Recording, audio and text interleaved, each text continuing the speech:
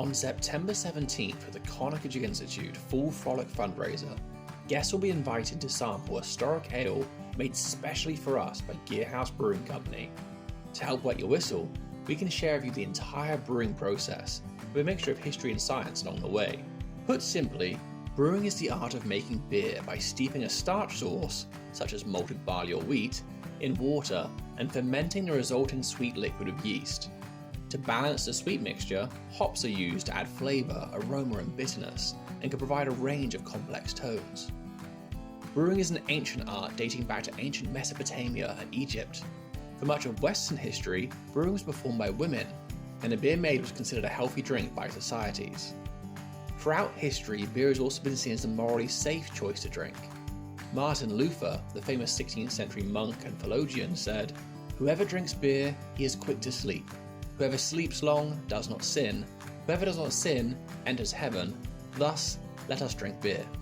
In the early 18th century, with the drinking of spirits on the rise, and the crime and social degradation that came along with it, numerous laws and media tried to stem the drinking of spirits while encouraging beer. In Hogarth's Beer Street and Gin Lane, the beer drinkers are seen as a healthy, industrious, happy community. While following historic recipes and techniques works for us with our public history, we want the very best for our Full Frolic guests. So GearHouse brewmaster David Kozlowski wrote a recipe for us of a simple ale using historically regional ingredients while still being made in a clean environment. GearHouse usually makes ales in a much larger equipment scale. So for our smaller sample, a micro setup was used, and we were on hand to help. Before we even began, the barley and red wheat, which would be our main ingredients, were malted. This is the process of soaking the grains to start germination, but then air drying them.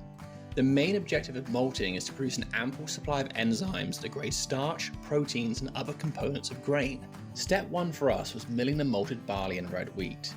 This broke apart the kernels to expose the cotyledon, making it easier to extract the sugars during the mashing. For historical integrity, David started us off with a hand mill, a laborious process, especially when we realised how much there was. He then was kind enough to show us a modern innovation to speed up matters. Step 2 was mashing, where the grain is steeped in hot water, activating the malt enzyme and converting the grain starches into fermentable sugars. This was a simple but long process of stirring the mash to ensure it is heated evenly. Temperature control is important, as this conversion, known as saccharification, requires 140 to 158 degrees Fahrenheit.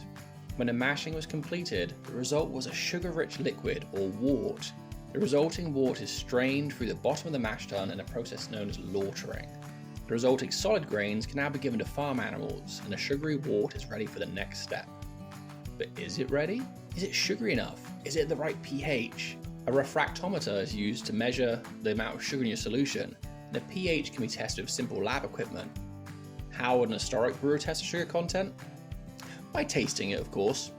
The wort had the taste of a very thin, sugary cup of tea. There are certainly worse things to drink in the morning. Step 3 was boiling the wort with hops. Many chemical reactions take place in this stage. Proteins are precipitated, hop resins are isomerized, and the wort is sterilized. It's also where decisions about the taste, colour or aroma of a beer can be made. As we are making a simple historic ale, traditional hops grown locally in GearHouse's garden were used. When you read descriptions of beer having citrus, fruity, earthy tones, it's usually due to the type of hop being used. A fining agent is added to clarify the beer. Historically, this would be isinglass, which is made from fish bladders. Most breweries today use a vegan-friendly substitute, which saved us from having to go fishing in the Conococheague. More vigorous stirring like a whirlpool helps binds the solids together, and the resulting liquid is clearer for it. Step 4 had the wort being drawn away and rapidly cooled via a heat exchanger plate. It's important to rapidly cool the wort, as yeast is unable to grow in high temperatures.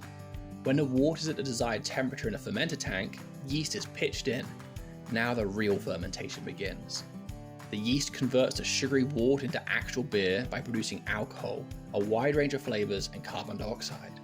After waiting the desired time, a few weeks, a few months, the beer can be conditioned and then cast off, or in our case, served to our guests at the September 17th Full Frolic Fundraiser, a fun event which aims to raise money to support our important educational programming. Buy a ticket now at Eventbrite, or contact us for a mailing form. This event is sponsored by the Mercersburg Academy. Visit Hagerstown, Washington County CVB, and the Franklin County Visitors Bureau.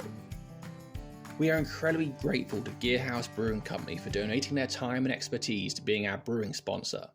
Their location in Chambersburg offers great food and a range of specialty beers, and highlights the role beer still serves in our society, as a way for a vibrant community to come together and enjoy each other's company